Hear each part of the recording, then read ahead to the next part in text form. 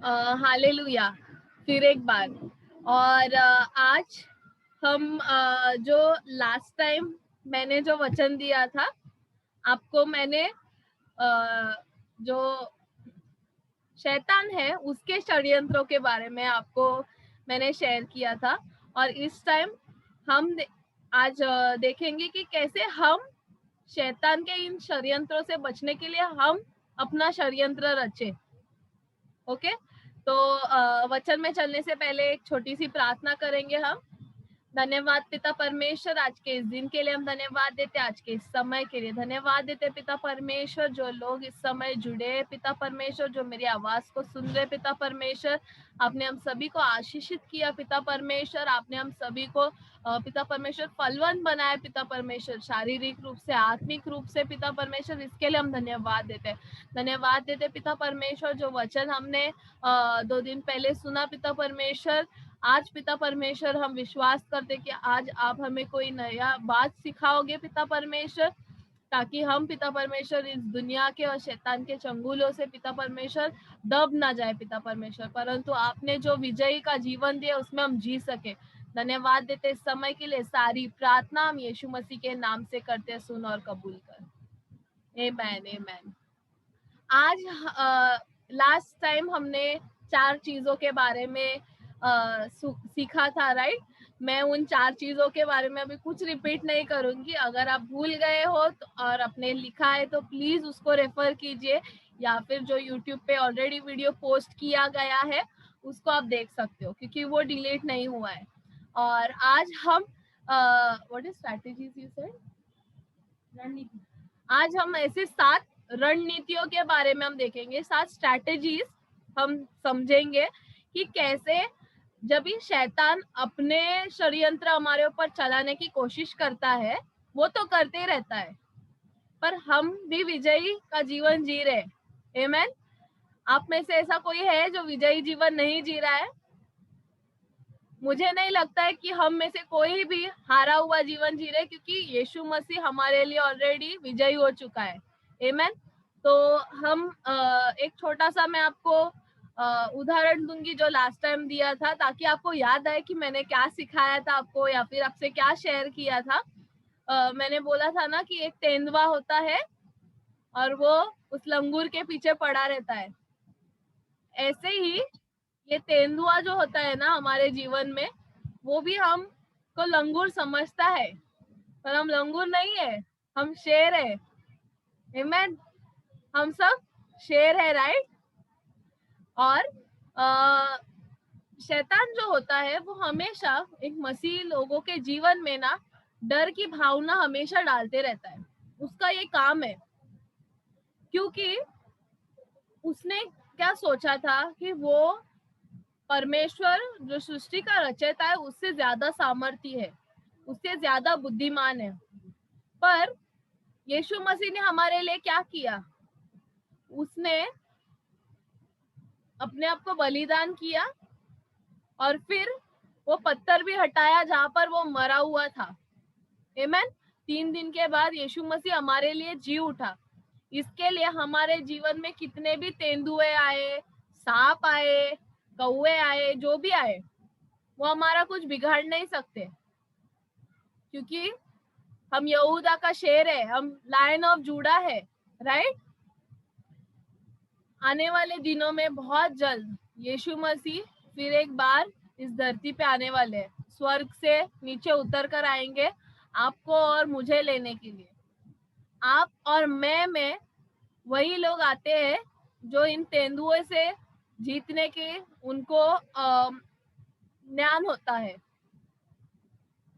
इसके लिए परमेश्वर ने मुझे कहा कि शायद लोगों को ये सब चीजें पता है, पर कौन से कॉन्टेक्स्ट में वो पता नहीं है। हमें परमेश्वर ने बाइबल में सारे रहस्य दे दिए हैं।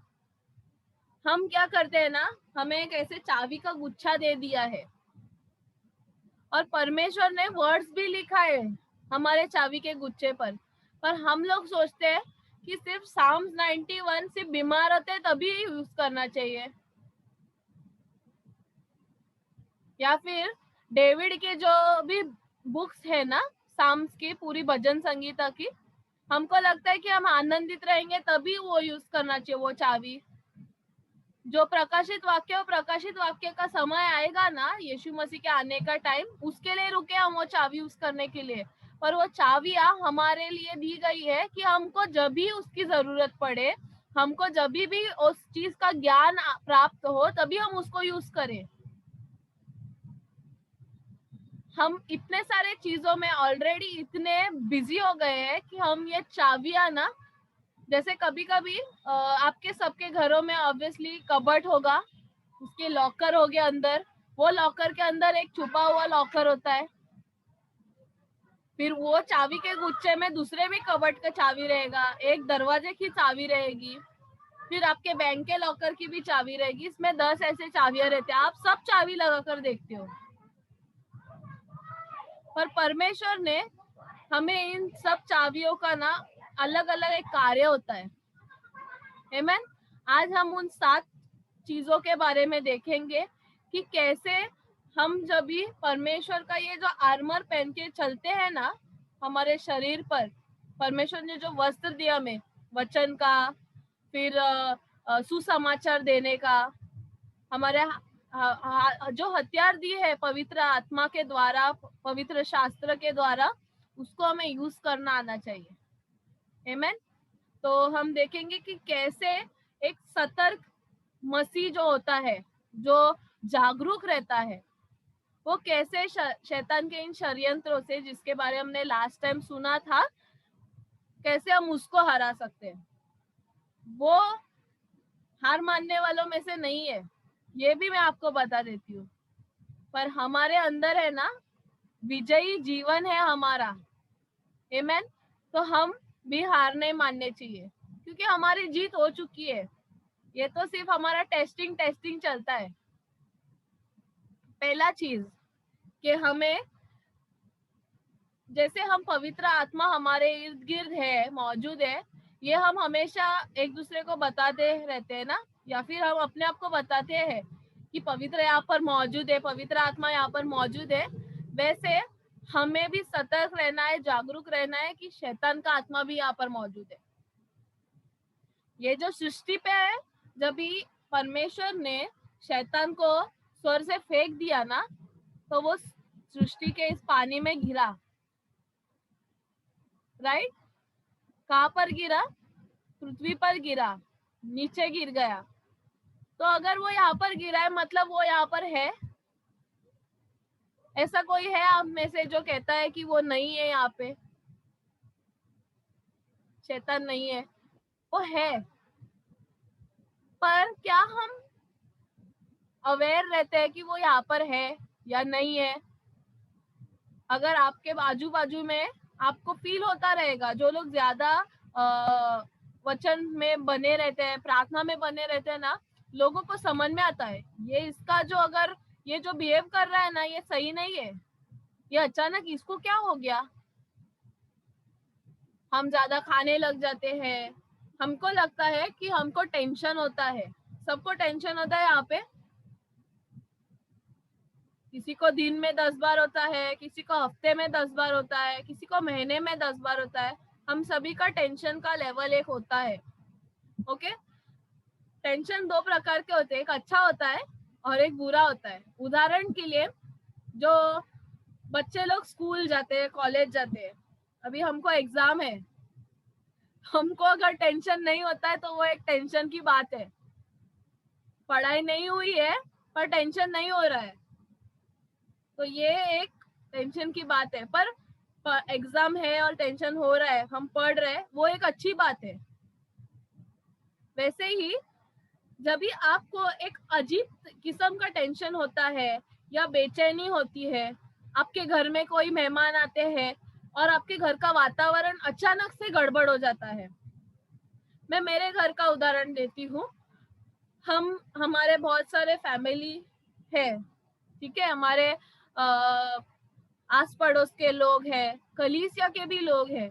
कभी कभी कोई हमारे घर पे आता है और अचानक से हमारे घर में इतने सारे लाइट्स है, आपको पता है मेरे घर में 4 5 6 लाइट है। और लाइट होते हुए भी एक अजीब किस्म का अंधेरा छा जाता है। हमारा खुशहाल जो माहौल होता है ना घर का, हम तीनों लड़कियां, तीनों औरतें अच्छे से बात कर रही थी, पर अचानक से एक कोई स्त्री या पुरुष आ जाता है हमारे घर में, और हम किचन में कौन पानी लेकर जाएगा इसके ऊपर से झगड़ा होने शुरू हो जाता है। क्यों? क्योंकि वो इंसान कुछ अलग किस्म के आत्मा लेकर आया है। और उस टाइम बहुत टाइम, क्योंकि मैं इस टॉपिक पे ना बहुत ज्यादा पढ़ती हूँ, और मुझे कभी कभी ऐसे लगता है कि मैं मिस्टेक कर दिया कि मैं इतना पढ़ी हूँ। क्योंकि अगर कोई गलत किस्म की आत्मा हमारे घर में आती है, हम कहीं पर जाकर हम आते हैं ना, समझो मैं मेरे मामा के घर पे गई या मेरे नानी के घर पर गई, तो हम नहीं जानते ना वो लोग अपने घर में क्या करते हैं, कौन सा सीरियल देखते हैं, क्या बातें करते हैं। हम तो जाते हैं हमारा रिश्तेदारी निभाने के लिए, फिर हम वहां से यहाँ पर आते हैं और हमारे यहाँ पर झगड़ा शुरू हो जाता है।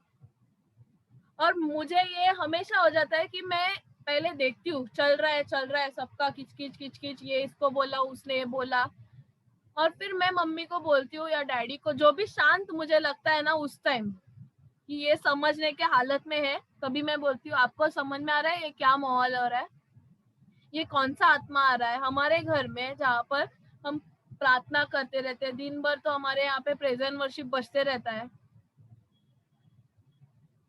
और अचानक से हम झगड़ना शुरू कर दिए। कभी कभी नेबर्स के घर में कोई आता है और हमारे घर में इफेक्ट होता है।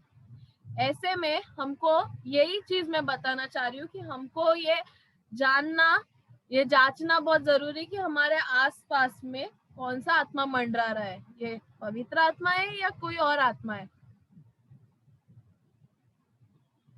शैतान ना भूल गया था जब भी वो स्वर्ग में था कि उसको सृष्टि के रचयिता ने रचाया है, वो अपने आप से तो नहीं बना होगा। वो एक स्वर्गदूत था, लूसीफर, उसको किसने बनाया? परमेश्वर ने रचाया उसको, राइट?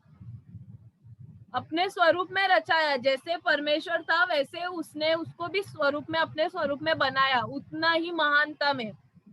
पर उसको क्या लगा कि मुझे लोगों ने आराधना करनी चाहिए, मैं इससे ज्यादा बढ़कर हूं, इसके लिए वो गिरा।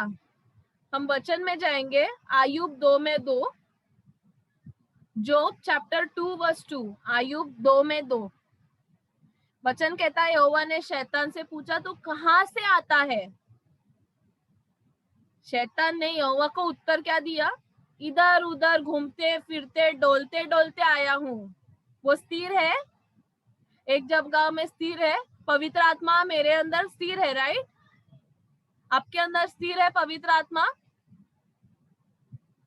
पर ये जो शैतानी आत्मा होती है ना, वो इधर उधर घूमते रहती है, वो डोलते फिरती है। वो लोग एक जगह में नहीं बैठ सकते, जिनके अंदर ये ऐसी आत्मा होती है ना, वो एक जगह में नहीं बैठ सकते। उनका मन भी स्थिर नहीं है, उनका शरीर भी स्थिर नहीं है। अगर वो एक टाइम एक बात बोलते तो सेकेंड्स में उनका बात बदल जाता है।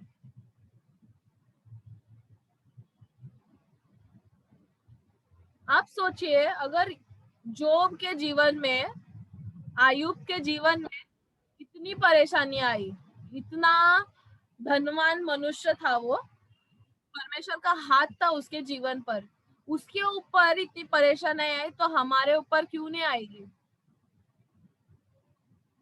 कितना उसको परेशान किया शैतान ने, पर परमेश्वर ने उसका हाथ नहीं छोड़ा। उसका सब कुछ गया, उसके बच्चे, बीवी, खेती बाड़ी, सब जो था सब गया, पर जो मरा नहीं, क्योंकि उसने परमेश्वर का हाथ थामा था और परमेश्वर ने उसका हाथ थामा था। आमीन। हमें गलती से भी ये गलती नहीं करनी है कि हम अपना जीवन ना शैतान को समर्पित कर दे। कभी कभी हम हार मान जाते हैं, हमारे आजू बाजू की जो परिस्थितियां होती है ना, कभी हमको पैसे की तंगी हो जाती है, या हम कभी कोई रिश्ता बचाने के लिए ना हम अपने आप को जैसे बेच देते हैं कि चलो ठीक है, करो जो चाहिए कर लो, पर ये मेरे को परेशानी मत दो। हम अपने आप को ना छोड़ देते हैं शैतान के हाथ में, अभी तू कर जो करने का है। जैसे हम डॉक्टर के हाथ में दे देते अपने आप को, छोटी सी खांसी होती है और हम हॉस्पिटल जाते हैं, और फिर जब भी हॉस्पिटल में हमको वेंटिलेटर पर लगाते हैं, फिर हम सबको प्रार्थना के लिए फोन करते हैं। मुझे आप बताइए, सही है या गलत है?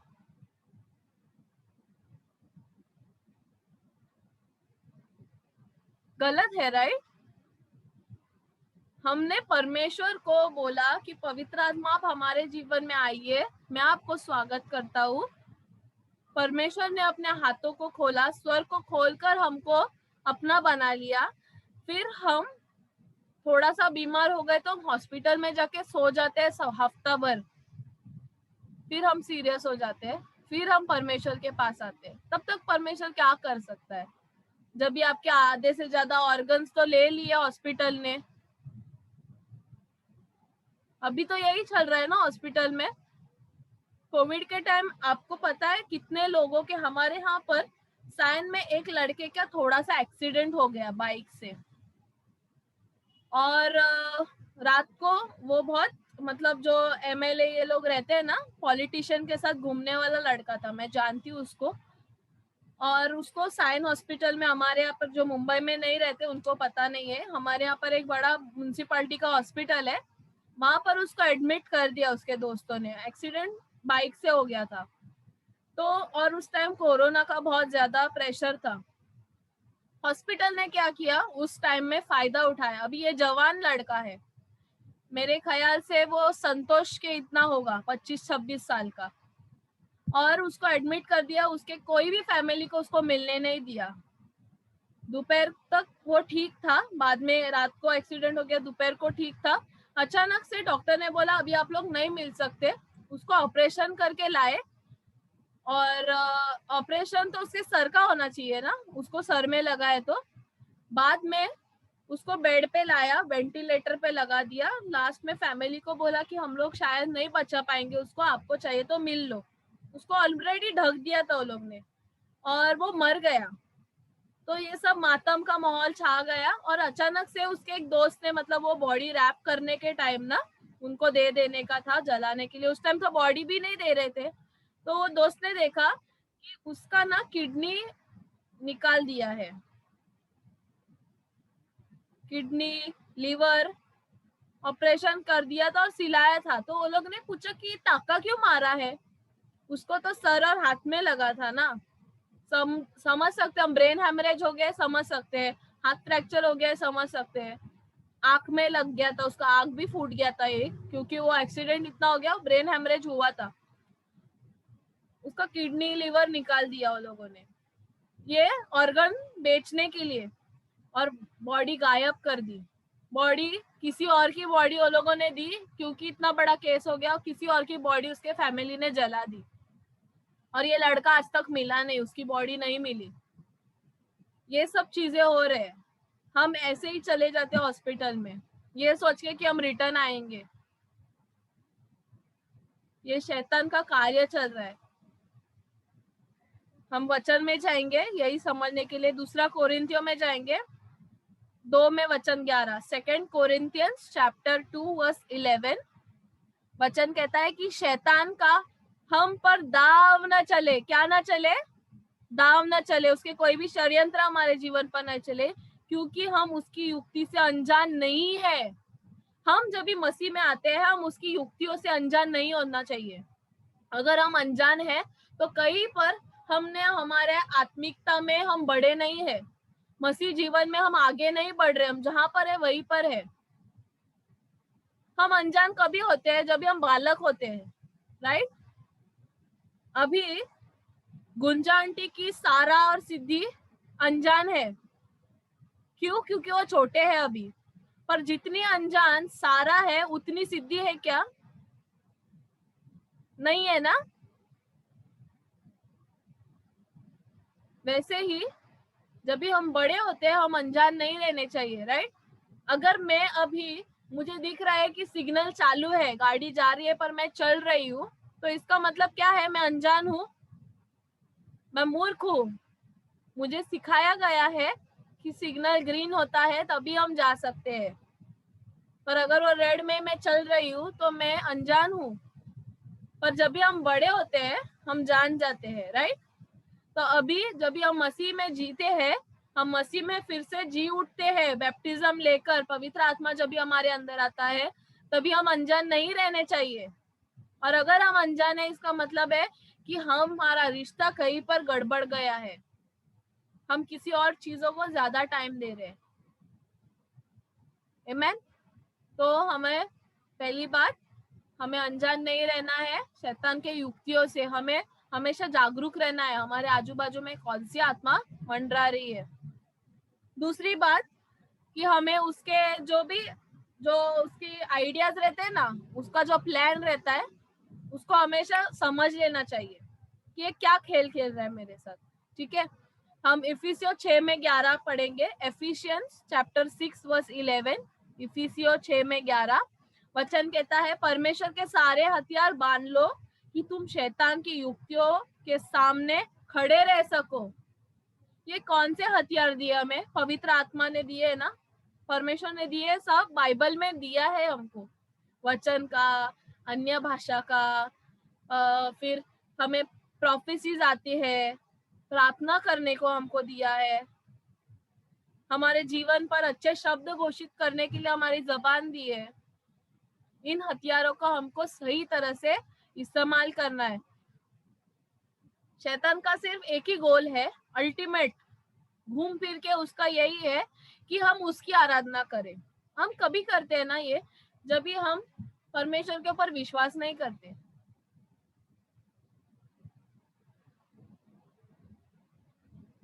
देखो, वचन में क्या कहा है कि तुम क्यों ना इतना सोचते हो कि तुम कल क्या खाओगे, कल क्या पहनोगे। हमको बहुत इजी इजी एग्जांपल्स दिए परमेश्वर ने। जो 40 साल जो औरत लहू से बह रही थी, जिसको इतने साल पीरियड आ रहे थे, उसके पास ऑप्शन थे। वो किसी के पास पैसे मांगकर डॉक्टर वगैरह आयुर्वेदिक उस टाइम अगर होगा तो मुझे नहीं पता उस टाइम क्या क्या चीजें थी, पर वो कर सकती थी। उसको पता था कि ये सिर्फ एक ही मनुष्य, एक ही परमेश्वर मुझे चंगा कर सकता है, इसके लिए वो 10 जगह नहीं गई। हम ये गलती जब भी करते ना, हम 10 जगह घूमते हैं, और जब तक हम परमेश्वर के उस 11वें जगह पर पहुंचने तक ना, हम खत्म हो जाते हैं, हम थक जाते हैं। और हम क्या करते हैं अनजाने में कि हम उसकी स्तुति आराधना करते, उसके सामने हम झुक जाते जिसके सामने हमको नहीं झुकना है। वो हमें मानसिकता में, शारीरिक, आत्मिक, इन सारे क्षेत्रों में हमको थका देता है। आमेन। शैतान झूठ का पिता है। वो हमें कोई भी चीज सच्ची नहीं बताएगा, हमारी भलाई की नहीं बताएगा। इसके लिए हमें उसके जो षड्यंत्र है उसको जानना है, उसको परखना है। आमेन। हो सकता है कि वो चीजें हमको आसान लगेगी। पैसे कमाने के 2 तरीके होते हैं, जिसको बहुत इजी शब्द में व्हाइट मनी, ब्लैक मनी कहते हैं। ईमानदारी से कमा सकते हैं और एक गद्दारी करके कमा सकते हैं। ईमानदारी से कमाने के लिए बहुत टाइम लगता है, और गद्दारी करके झूठ का पैसा इधर उधर से उठा के एक दिन में रातों रात हम करोड़पति हो सकते हैं ना। हमारे जीवन में ये भी हो चुका है। एक टाइम था जब भी मेरे घर में इधर पूरा जो दीवार दिख रहा है ना, पूरे पैसे से भरा था। मेरे डैडी ने अच्छा सोच के कुछ किया था, पर उनके साथ जो लोग थे ना, जो फर्स्ट पॉइंट मैंने बोला कि हमको जागरूक रहना है, हमारे आजू बाजू में कौन सी आत्मा मंडरा रही, उस टाइम मेरे डैडी नहीं वो पहचान पाए, और फिर उसके जो प्लान्स थे वो भी नहीं जान पाए। वो सफेद धन कभी काला धन हो गया, समझ में नहीं आया। और आज हमारे आज दीवार देख रहे हो, खाली है हमारी दीवार, क्योंकि हम नहीं जांच पड़ताल करते हैं। हम कभी कभी हम जैसे बोलते हैं ना, मोह माया है सब, इन सब दुनिया के मोह में हम घूम जाते हैं।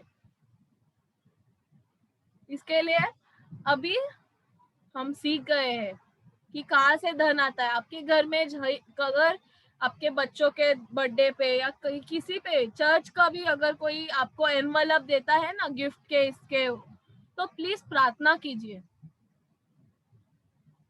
भले ही वो मसीह लोगों के हाथ के द्वारा आया हो, पर प्रार्थना कीजिए, क्योंकि वो मसीह के उस घर में किसी और के घर से आया है, किसी और बैंक से आया, हमें नहीं पता वो नोट कहाँ कहाँ गया, किस किस चीजों के लिए इस्तेमाल किया गया है, उसके ऊपर क्या क्या शब्द बोले गए हैं। अगर हम उसको प्रार्थना करके उसको आशीर्वादित करते हैं, तभी वो हमारे जीवन में अच्छा फल लाएगा। आमीन। खाने का तो हमको पता है, बाजू वाला प्रसाद देता, हम प्रार्थना करते हैं, उसके बाद खाना नहीं खाना वो तो आपके ऊपर है। ऐसे कभी ऐसे होना चाहिए। ये एक चीज मैंने देखा था, मैं एक कलीसिया में थी तभी, कि वो लड़की ना कुछ पैसा किस चीज का जमा कर रही थी, और वो हमेशा अपने हाथ को सैनिटाइजर लगाती थी। तो मैंने उसको पूछा कि पैसा आ रहा है तो सैनिटाइजर क्या लगा रही है, वो नोट खराब हो सकता है ना, उसमें एसिड होता है। तो वो बोलती नहीं, किधर किधर से आया पता नहीं, कितना उसके ऊपर बैक्टीरिया रहेगा, मेरा हाथ गंदा हो जाएगा, फिर मैं वो मुंह को लगाऊंगी, फिर मुझे खांसी हो जाएगी, मैं स्किन को लगाऊंगी, मेरे पर्स में जाएगा, मेरे बैग में जाएगा, फिर वो किसी और के हाथ में जाएगा। उससे अच्छा मैं अपना हाथ साफ रखूं। और वो पैसे को भी स्प्रे मारती थी।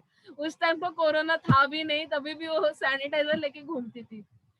उस टाइम मुझे समझा कि अगर ये शारीरिक रूप से मटेरियलिस्टिक चीजों को हम ऐसे पहुंच सकते हैं, तो हम आत्मिकता में भी उसको साफ कर सकते हैं।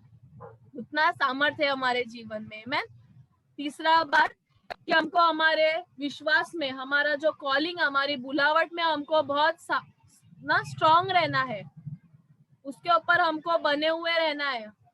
कुछ भी चीजों गड़बड़ाना नहीं है हमें, क्योंकि ये जो युद्ध है ना, वो मांस और लहू का नहीं है, आत्मा का है। आमीन। अगर हम थोड़ा सा भी मैंने उस दिन कहा कि थोड़ा भी हमारा विश्वास डगमगा जाएगा ना, पीटर की तरह, मस्त चल रहा था ना वो पानी पे, क्या जरूरत थी उसको वो वेव आ रही है देखने के लिए, क्या पता वो बिना वो बोर्ड के वो वेव के ऊपर भी चल के जाता था, पर देख लिया, विश्वास डगमगाया और वो डूबने लग गया। वैसे ही हम भी डूब सकते हैं। हम शारीरिक रूप से भी डूब सकते हैं, आत्मिक रूप से भी और मानसिक रूप से भी। हमको कभी पता चलता है कि हमारे जीवन में आपत्ति आई है, जब भी हम उसको फोकस करते हैं, राइट।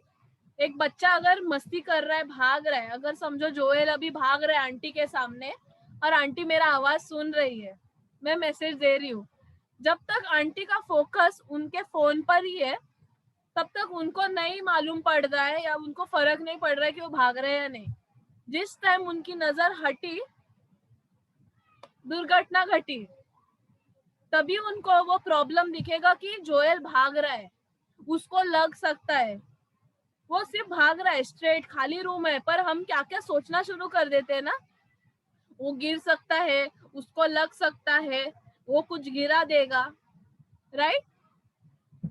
इसके लिए जो गाड़ी चलाने वाले रहते हैं उनको सिर्फ एक ही डायरेक्शन देते हैं। घोड़े को आपने देखा है कभी, जो हॉर्स रेसिंग होता है, उनको साइड में ऐसा ये लगा देते हैं कि वो कहीं पर भी ना देखे, उसका एक ही फोकस हो, क्योंकि वो इधर देखेगा ना, कोई ताली बजा रहा है उसको जाके उड़ा देगा। हमारा भी वैसा होना चाहिए, हमारा विश्वास परमेश्वर के ऊपर ही केंद्रित होना चाहिए, हमारा नजर उधर ही केंद्रित होना चाहिए, नहीं तो हम हमारे बुलावट में भी लेट हो सकते हैं। आमीन। चौथी बात, हमारे जो कमजोरी है ना, उसको हमको थोड़ा सुधारना जरूरी है, उसको जानना, उसको हमको पहचानना है पहले कि ये मेरी जीवन की कमजोरी है, ये मेरे आत्मिक जीवन में मुझे आगे जाने से ये चीज रोक रही है।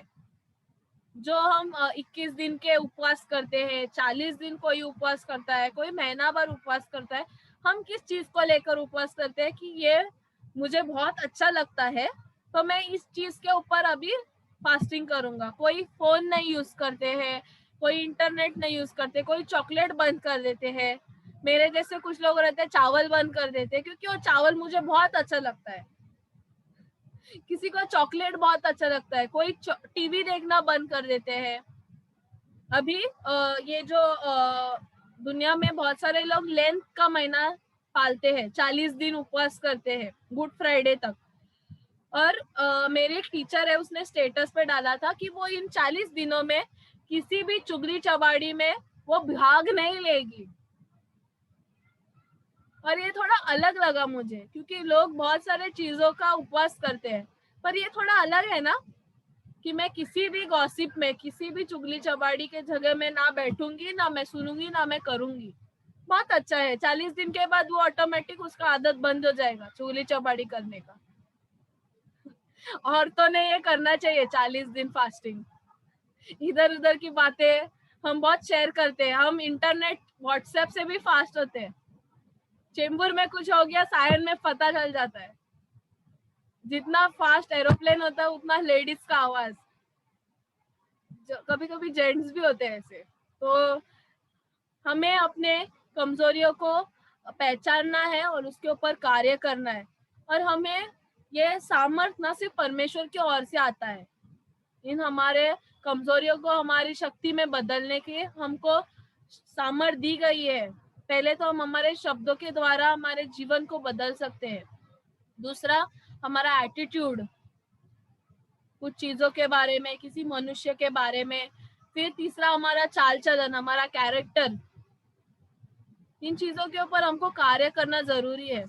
मेरे डैडी हमेशा एक बात मुझे बोलते हैं कि तुम 100 लोगों के बीच में या 2 लोगों के बीच में जो होते हो ना, वो कोई मायना नहीं रखता है। जब भी तुम अकेले होते हो, और तभी तुम्हारा जीवन जो होता है वो बहुत इंपॉर्टेंट होता है। वो आपका रियल सेल्फ होता है। हम अकेले में या तो हम हमारी जिंदगी बना सकते हैं या तो हम बिगाड़ सकते हैं। पहले पहले ना, मैं जब भी फेसबुक स्टार्ट की थी ना यूज करने के लिए, 2012 में या 11 में मैंने फेसबुक पे मैंने अकाउंट बनाया था, फेक अकाउंट बनाया था। तभी मैं बहुत सारे मोटिवेशनल कोट्स देखती थी, और वहां पर आता था कि 5 बजे या 4 बजे सुबह उठने वाले लोग बहुत जैसे सक्सेसफुल होते हैं। पर आज के जीवन में अगर हम देखेंगे, आज के तारीख में 4-5 बजे ऐसे भी लोग हैं जो अपने जिंदगी को बर्बाद कर रहे हैं। राइट? ऐसी कोई बात है जो मैं यहाँ से बोल रही हूँ और आपको सहमत नहीं है, तो आप प्लीज मुझे बाद में बता सकते हैं कि आपने ये गलत बोला, ये ऐसे नहीं है। मैं वही चीज बता रही हूँ जो मैंने एक्सपीरियंस किया है। अगर मैंने ये अनुभव नहीं होता तो मैं आपको नहीं बताऊंगी। जो मैंने परमेश्वर से सुना है, जो मैंने मेरे जीवन से कार्य हुआ है, वही मैं आपके साथ शेयर कर रही हूँ। हमें हमारे मन कहाँ कहाँ का भटकता है, हमारा मन कितना चंचल है, हमारा ध्यान कहाँ कहाँ जा रहा है। हम जब भी अकेले होते हैं तभी हमको अपने आप को जांचना है, हमको प्रार्थना करना है। पवित्र आत्मा हमारा बहुत अच्छा हेल्पर है। वो हमें जितना प्रेम करता है ना, उतना हमें ताड़ना भी देगा और सुधारने के लिए मदद भी करेगा। जैसे उस दिन गुंजा आंटी ने बोला, बहुत अच्छे से उन्होंने एक्सप्लेन किया कि हमको छोड़ता नहीं है, वो हमको त्यागेगा नहीं, हमको सही रास्ता दिखाएगा। आमीन। पांचवा, हमें शैतान को रेजिस्ट करना है, उससे हमको दूर भागना है। कैसे हम भागेंगे? याकूब 4 में वचन 7 में हम जाएंगे। जेम्स 4:7। याकूब 4 में वचन 7 कहता है, इसलिए परमेश्वर के अधीन हो जाओ। क्या हो जाओ? अधीन हो जाओ, और शैतान का सामना करो तो वो तुम्हारे पास से भाग निकलेगा। आमीन। जब भी हम परमेश्वर के अधीन होते हैं ना, तभी हम शैतान का या शैतानों का हम सामना कर सकते हैं। हम सभी के जीवन में एक तो भी शैतान होगा ही, एक तो होता है, मिनिमम एक तो होगा ही। हमारे जीवन में बहुत सारे हैं, आपके भी जीवन में होगा, पर उसको हम हरा सकते हैं कैसे? जब भी हम परमेश्वर के अधीन होते हैं। जब भी आपको लगता है कि यहाँ पर मेरा जिंदगी थोड़ा सा गड़बड़ हो रहा है, तो आप पवित्र आत्मा की भाषा में बात कर सकते हैं, स्तुति आराधना कर सकते हैं, बाइबल पढ़ सकते हैं। कलीसिया के किसी जिसके ऊपर आप विश्वास करते हो उनके साथ आप बात कर सकते हैं, आप शेयर कर सकते हैं। आपको लगता है कि ये विश्वास योग्य मनुष्य है, हमको डर लगता है कभी कभी। आप, मुझे पता है ना, मेरे मम्मी से जितने बहुत सारे लोग ओपन है ना, उतना डैडी से नहीं है। पर आपको सच बताओ, मेरे डैडी तो और डबल समझदार है मेरे मम्मी से। अगर आप बात करने जाओ ना तो थोड़ा स्ट्रिक्टली बोलेंगे, पर ऐसा बोलेंगे कि आप लाइफ टाइम उसको याद रखोगे। अगर आपने कभी मेरे डैडी से कोई बुद्धि की बातें अगर सुनी होंगी अकेले में, जब भी वो एकांत में रहते हैं ना, जैसे फ्रेंडली पास्टर के इसमें नहीं, तो आप जान जाओगे। मैं जितना मेरे मम्मी से बात नहीं करती उससे ज्यादा डैडी से करती हूँ, क्योंकि मुझे ऐसा लगता है कि यहाँ पर जाऊंगी ना तो बहुत सारा बुद्धि का भंडार है, फाउंटेन आते रहेगा। कभी कभी हमें समर्पित करना जरूरी होता है। हम जब भी अपने आप को समर्पित करते हैं ना, परमेश्वर के अधीन करते हैं, तभी चीजें हमारे लिए इजी हो जाएंगी। आमीन। छठवा कि हमको एकता में बने रहना है। मुझे आपकी जरूरत है, आपको मेरी जरूरत है। आमीन। शैतान चाहता है कि हमारे बीच में विभाजन आए, डिवीजन आए, हम सब टूट जाए। इसके लिए ये सब हुआ है। जब भी हम कलीसिया में रहते थे, हम चिपक चिपक के बैठते थे, 30-40 लोग इतने से हॉल में। और आज हम अपने अपने घरों में बैठे हैं। यहाँ पर मेरे सामने है 10 स्क्रीन, जहाँ पर आप आराम से बैठे हो। ये एक तरीके का विभाजन नहीं लगता आपको?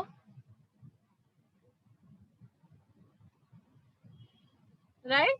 अगर अभी मैं ट्रेन में जाऊंगी तो एक सीट पे जब 4 लोग बैठते थे, अभी 3 ही बैठेंगे। वो भी ऐसा कि आप छुओ मत बाबा, आप किधर से आए पता नहीं, मेरे को कोरोना हो जाएगा, है ना? बस में जाते हैं हम, बहुत संभल के चढ़ते हैं। इतना भीड़ में भी बहुत संभल के चढ़ते हैं हम लोग।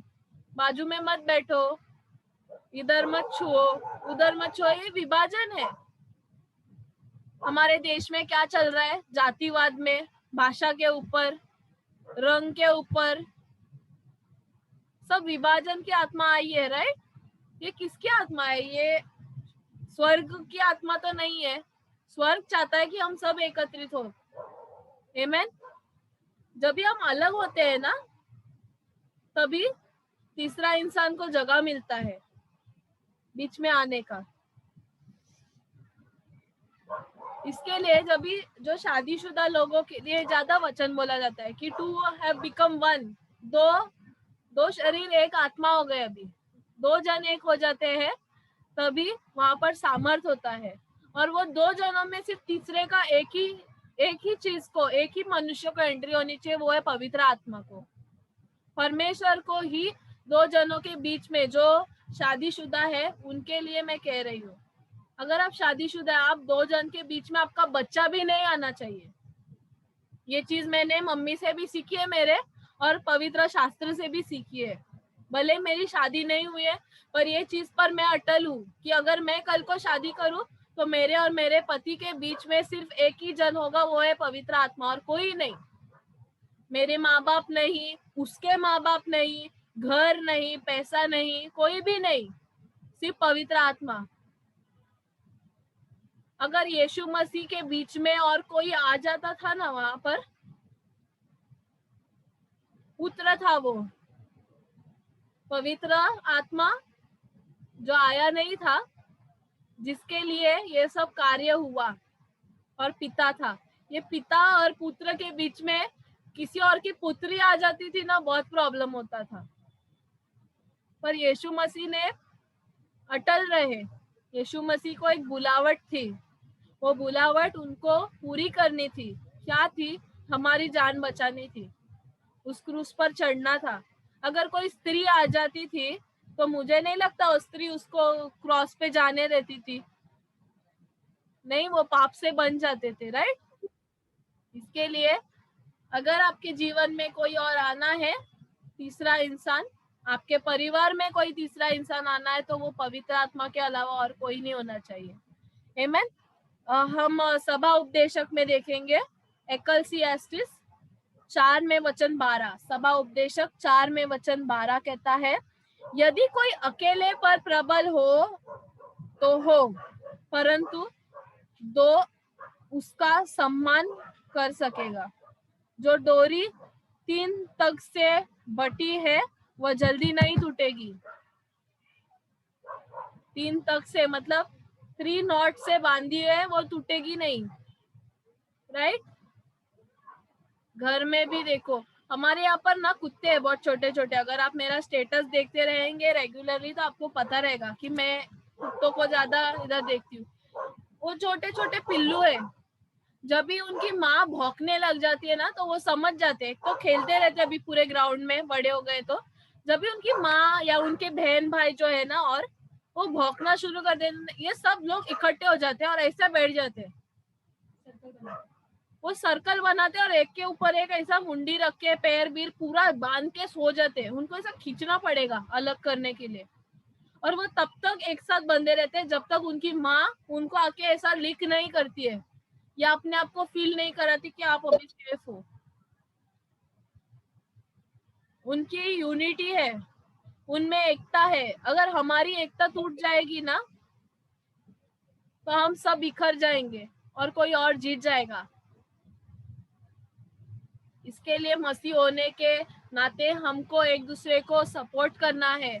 एक दूसरे को हमको, अगर हमारे में से एक जन बिखर रहा है ना तो हमको एकत्रित होना है। मेरे पास टाइम नहीं है, पर आज मैंने एक वीडियो देखा, बहुत अच्छा है। वो पंछी जो रहते हैं ना पानी में उड़ते हैं, आपने देखा कभी? वो वी शेप में उड़ते हैं, जाने के टाइम आने के टाइम पंछियों का झुंड रहता है, वो वी शेप में उड़ता है, राइट।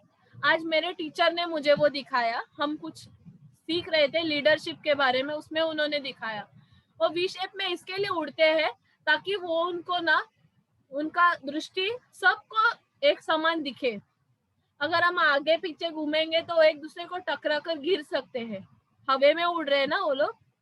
फिर उनमें से एक होता है, अगर उसको कोई चोट आती है ना तो उसके आगे पीछे वाले जो 2 जन रहते हैं ना, वो उनके साथ, वो जो जिसको चोट आई है ना, जो घायल हुआ पंछी रहता है, उसके साथ नीचे वो लोग उड़ते हैं।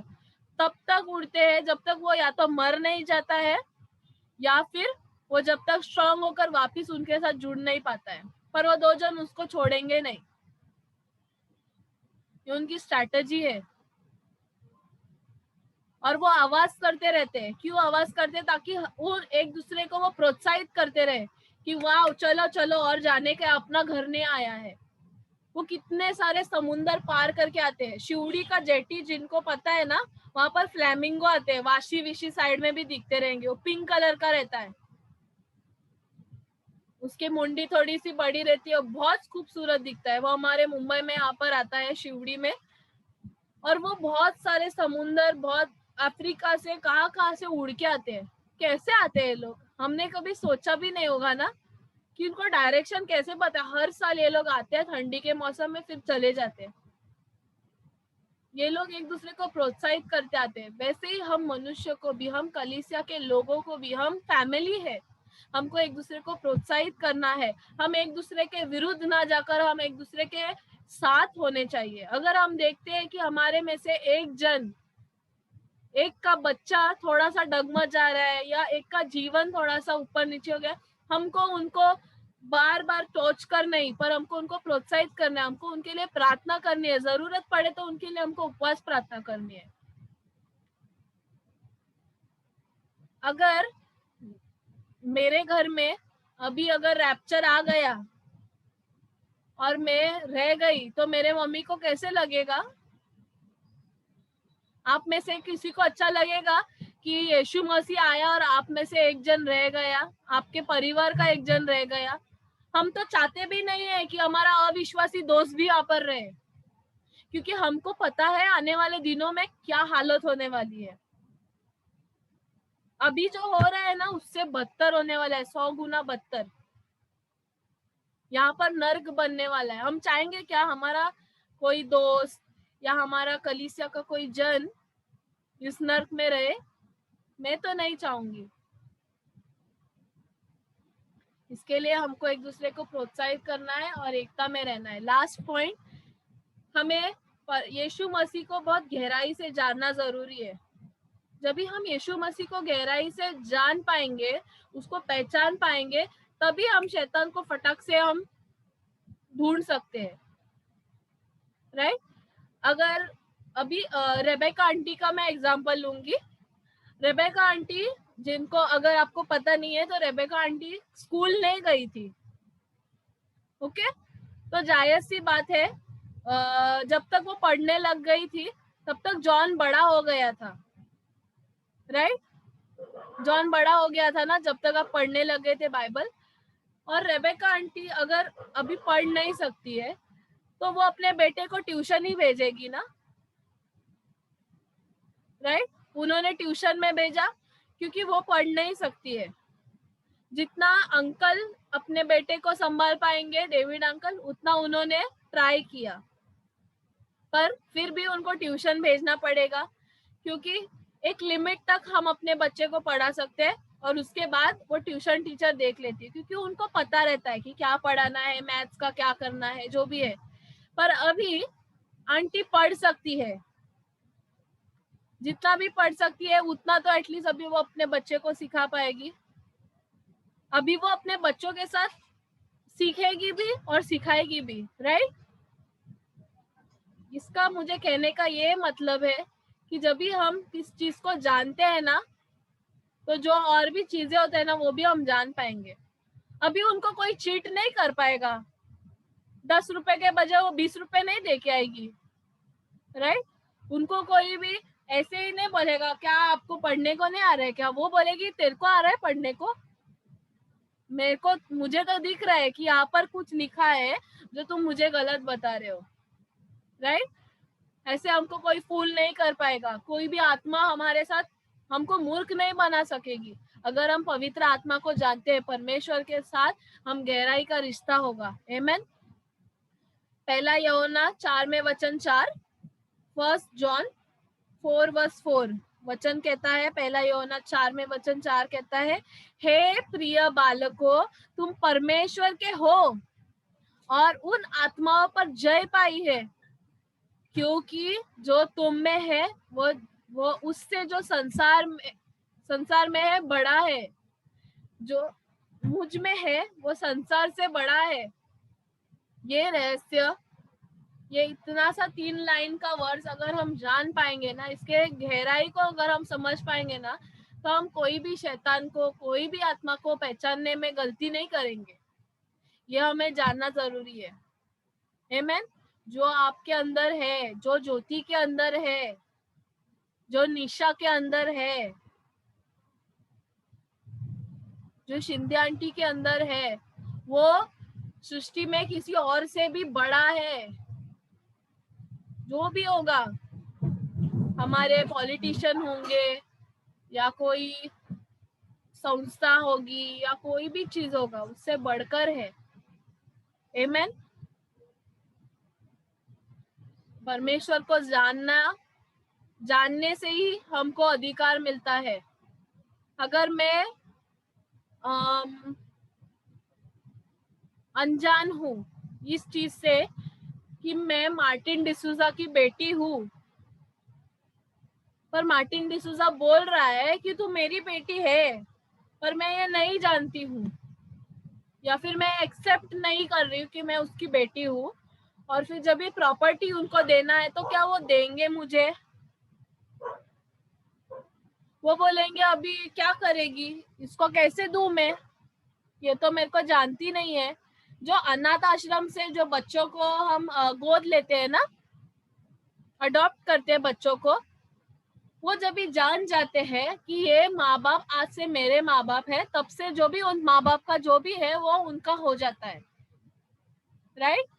वैसे ही जब भी हम ये जान जाते हैं, ये पहचान जाते हैं कि स्वर्ग का रचयिता, पृथ्वी का रचयिता मेरा पिता है, तभी स्वर्ग और पृथ्वी का अधिकार हमें मिल जाता है। आमेन। आपको और मुझे स्वर्ग का अधिकार दिया है, पृथ्वी का अधिकार दिया है। आमेन। हमें हर चीज, हर मरी हुई चीज के ऊपर भी और जो जीवित है उन चीजों के ऊपर भी अधिकार दिया है। आमेन। यीशु मसीह ऐसे ही नहीं जीवित हुए, उनको अधिकार दिया गया था, स्वर्ग और पृथ्वी को भी अधिकार है। हम अगर जिस चीज को अलाउ करते हैं ना, वो हो जाता है।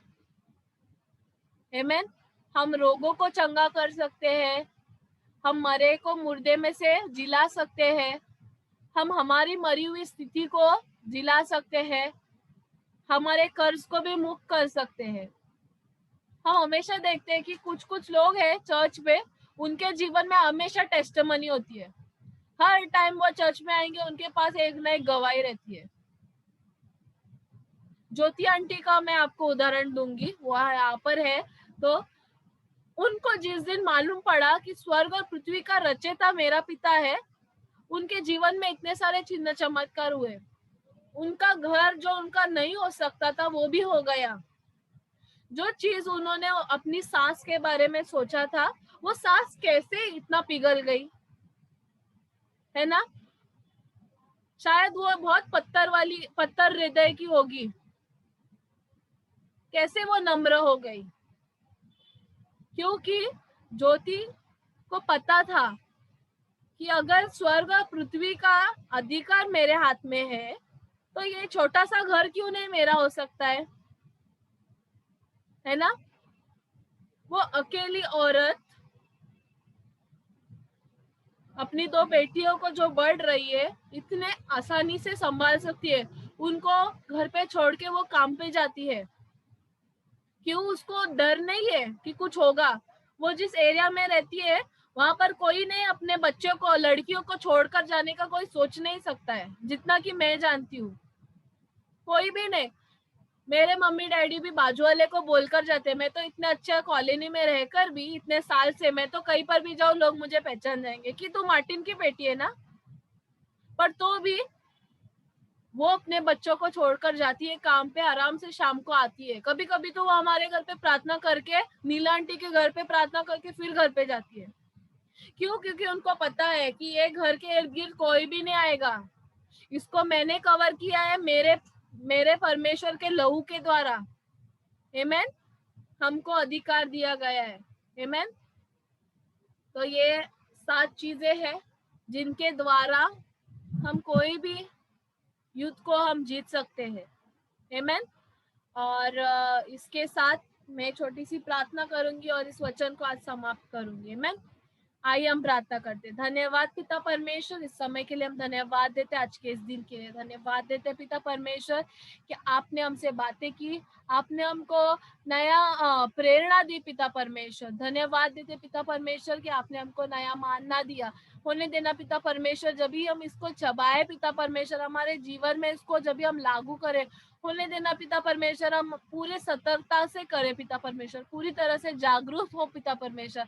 हमारा रिश्ता पिता परमेश्वर आपसे पिता परमेश्वर उसी तरह हो जैसा पिता परमेश्वर एक बच्चे का और एक माँ का होता है पिता परमेश्वर। धन्यवाद देते पिता परमेश्वर कि आप हमें नम्र कर रहे हो पिता परमेश्वर। आप हमको पिता परमेश्वर आपके ऊपर विश्वास करने के लिए आप मदद करें, इसके लिए हम धन्यवाद देते पिता परमेश्वर कि हम सभी लोग जो इस समय इस वचन को सुने पिता परमेश्वर, आपने हमको धन्य कहा है पिता परमेश्वर, क्योंकि हमने आपको बिना देखे विश्वास किया है पिता परमेश्वर। हम धन्यवाद देते कि आपका जीवन हमारा जीवन है पिता परमेश्वर, और आप हमारे जीवन में कार्यरत हो, इसके लिए हम धन्यवाद देते आपने हमको ये वचन दिया पिता परमेश्वर। धन्यवाद देते पिता परमेश्वर कि आपने मुझे इस्तेमाल किया पिता परमेश्वर, ताकि मैं आपके लोगों के लिए पिता परमेश्वर आपके वचन ला सकूं पिता परमेश्वर, ज्ञान की बातें दे सकूं पिता परमेश्वर। होने देना पिता परमेश्वर, ऐसे ही आप कलीसिया के और जो लोग मेरी आवाज को सुन रहे पिता परमेश्वर, आप सभी को इसी तरह इस्तेमाल करोगे पिता परमेश्वर, और ज्यादा मानता में आप हमें बढ़ा रहे, इसके लिए हम धन्यवाद देते सारे समय को पिता परमेश्वर। ये प्रार्थना मैं यीशु मसीह के नाम से करती हूँ, सुन और कबूल कर।